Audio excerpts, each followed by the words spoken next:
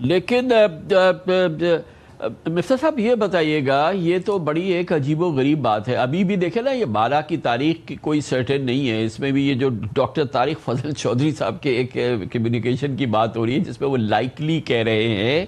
یہ تو ایک اس قسم کا کنفیوژن میں نے تو نہیں دیکھا کبھی بھی. آپ زیادہ علم ہے، آپ 2 بار بجٹ بنا چکے ہیں اور 2 بار وزیر خزانہ رہے.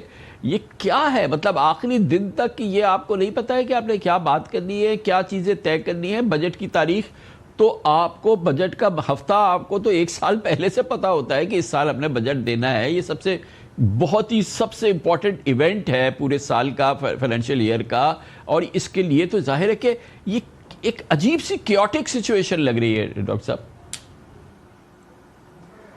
جی کامر بھائی، عموماً وفاقی حکومت میں بجٹ جو ہے وہ فروری سے بننا شروع ہو جاتا ہے. ڈسکشن شروع ہو جاتے ہیں، اخراجات کے تھوڑے سے تخمینے لگنا شروع ہو جاتے ہیں، پروجیکٹس پلاننگ کے ہوتے ہیں وہ ڈاؤن ہونا شروع ہو جاتے ہیں کہ کیا کرنا ہے کیا نہیں کرنا.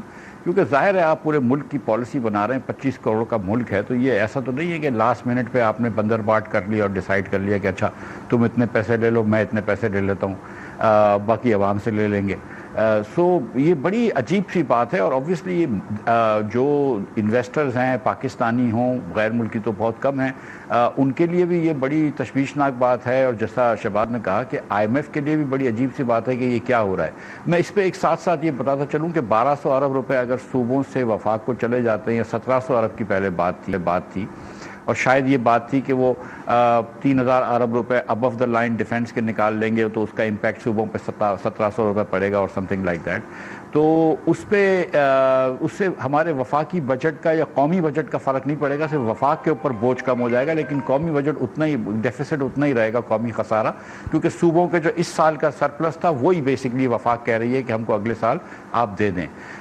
دوسرا پھر بے نظیر انکم سپورٹ پروگرام کے اوپر بحث ہو رہی تھی کہ یہ کیونکہ آئینی طور پہ صوبوں کی ذمہ داری ہے، اس لیے اس کے اخراجات صوبے دے دیں اور اس کے اخراجات صوبوں کو ٹرانسفر کر دیے جائیں. تو اس پہ بھی بات ہوئی تھی. اب میرے خیال سے یہ فیصلہ ہوا ہے کہ وہ اب صوبوں کو نہیں دی جائے گی. اس پہ کچھ نام وغیرہ کی بحث تھی کہ کچھ صوبے ایسا چاہ رہے تھے کہ جب وہ ان کو صوبوں کو ذمہ داری ملتی ہے تو وہ محترمہ بے نظیر بھٹو صاحبہ کا نام ہٹا کے اپنے پارٹی کے لیڈران کا نام رکھ دیں گے. تو اس پہ بھی تھوڑی سی بحث ہوتی رہی. لیکن seriously it looks really bad for the country کہ آپ ایک بجٹ دے سکتے اور آپ نے کنسنسس نہیں کرا. 2 ہی پارٹیاں ہیں نا، 2 صاحب ہیں، شہباز صاحب اور زرداری صاحب، جن کو ڈیسائیڈ کرنا ہے. تو اور ایک صدر ہے اور ایک وزیر اعظم ہے، تو اتنا مشکل نہیں ہونا چاہیے.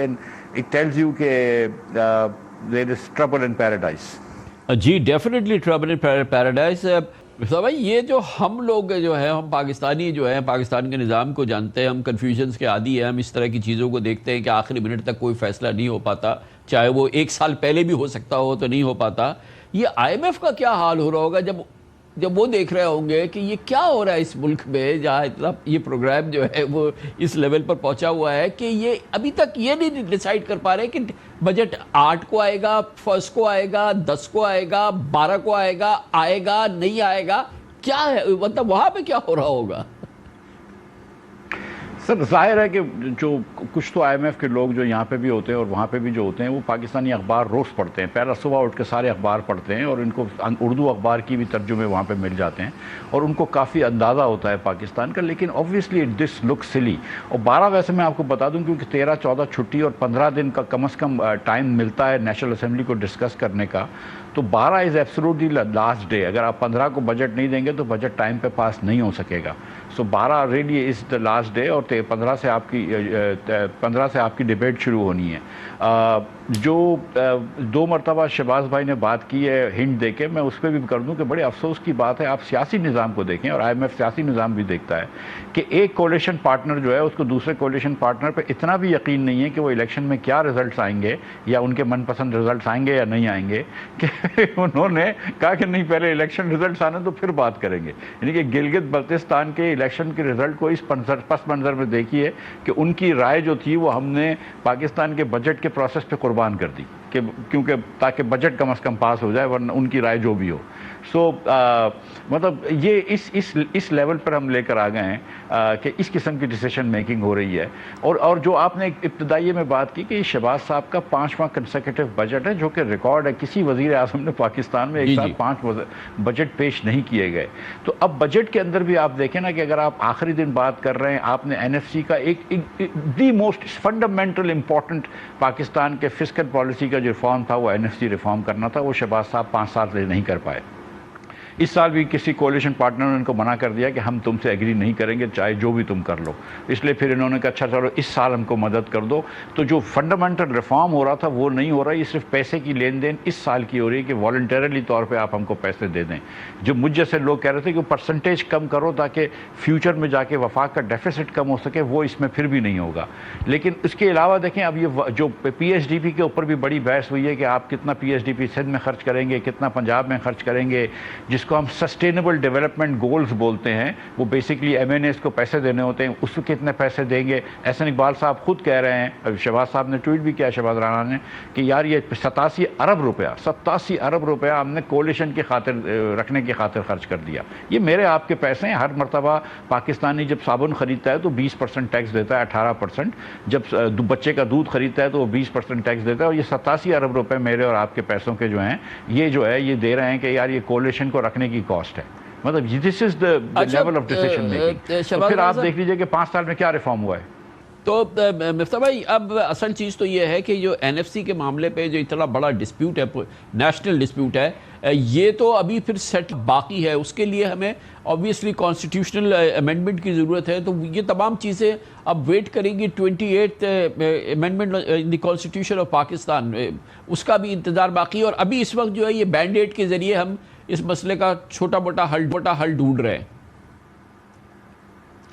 جی اگر یہ 2200 ارب روپے جو جمع بھی ہو جاتے، شہباز رانا صاحب جو چاہ رہے تھے کہ مزید جو ہے وہ ایف بی آر ہم لوگوں کے اوپر ٹیکس لگا دیتا، تو اس میں سے بھی 1320 ارب روپے صوبوں کو چلے جاتے. وفاق کو 800 ارب بھی ملتے. اور ان صوبوں کے اندر کہ جہاں پہ اب ہم چیف سیکرٹری کے گھروں پہ کی آرائش پہ 22 کروڑ روپے خرچ کر رہے ہیں، جہاں پہ ہم جہاز خرید رہے ہیں، ان کو آپ نے 1320 ارب روپے میرے اور آپ کے ٹیکسوں سے لے کر اور دینے تھے. تو یہ نہ ہی اچھا ہے میرے خیال سے. جو دوسری بات ہے کہ دیکھیں کل ایک خبر آئی تھی کہ این ای سی کی میٹنگ بھی آج صبح ہونے کی ہے. تو جو شہباز کہہ رہے ہیں وہ ایک دم ٹھیک کہہ رہے ہیں کہ کل کافی چیزیں چینج ہوئی ہیں، اس لیے آج این ایس سی کی میٹنگ بھی نہیں ہو سکی. نئے ڈاکیومنٹس بنیں گے، شاید پنک بکس بھی نہیں بنے. تو کافی میرے خیال سے چیزیں چینج ہوئی ہیں. تو این ایف سی کی میٹنگ اس لیے آج نہیں ہوئی کیونکہ پہلے خبر آئی تھی کہ آج ہی ہو جائے گی اور پھر اب کل صبح ہوگی.